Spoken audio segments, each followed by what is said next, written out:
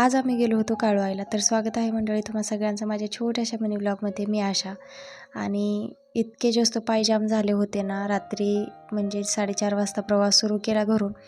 ते डायरेक्ट इथे आल्यावरतीच थांबलो होतो आम्ही. तर पूर्ण पाय असे जाम झाले होते, म्हणून मंदिराच्या थोडंसं अलीकडेच गाडी थांबवली आणि थोडंसं नेचरचा आनंद घेतला. भारी वाटत होतं. 7 वाजता इथे पोहोचलो होतो. त्यानंतर इथून निघालो. मी तर इथे पहिल्यांदाच आली आहे, पण माझी बहीण आणि मम्मी वगैरे ना 7-8 महिन्यापूर्वीच आलेल्या होत्या. त्यावेळेस मला काही येणं झालं नाही. आता इथे व्हिडिओ काढायसाठी किती जीवाचा आटापिटा करते बघताय ना तुम्ही. इथे बाहेरच ना कुंडीत कागदी फुलाचं मस्त असं झाड लावलेलं होतं आणि कोणाचा तरी इथे नवस असेल जे ते दंडवट घेत होत्या. आरती गावली आम्हाला 12ची, कारण आम्ही बरोबर 12ला पोहोचलो होतो. आता इथल्या बांगड्यासुद्धा घेतल्या ज्या की मम्मीला पाहिजे होत्या. आणि भरपूर अशी माकडं होती जी की आम्हाला मंदिराकडे जाताना रस्त्यात दिसली, पण त्यावेळेस आमच्याकडे खायला द्यायला त्यांच्याकडे काहीच नव्हतं. बाकीची लोकं केळं वगैरे देत होती.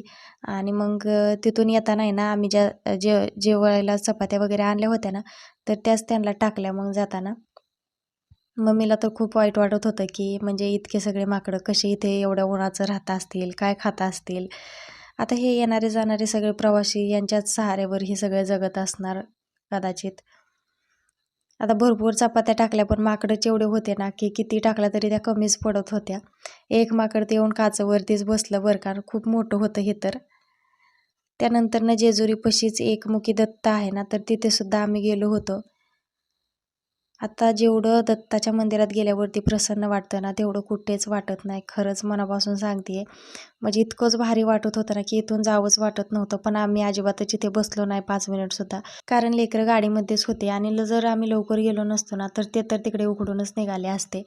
आणि जसं अक्कलकोटला स्वामींचं मंदिर आहे ना, सेम तसंच आहे बरं का. इथे सुद्धा बाहेर इथे सुद्धा वटवृक्षाचं झाड वगैरे आहे. आणि खरं सांगायचं झालं तर मला अक्कलकोटला मी ज्यावेळेस गेलते तेव्हासुद्धा एवढं प्रसन्न वाटलं नव्हतं जेवढं इथे आल्यावरती वाटते. तुम्ही सुद्धा नक्की एकदा जावा. खरंच खूप भारी मंदिर आहे.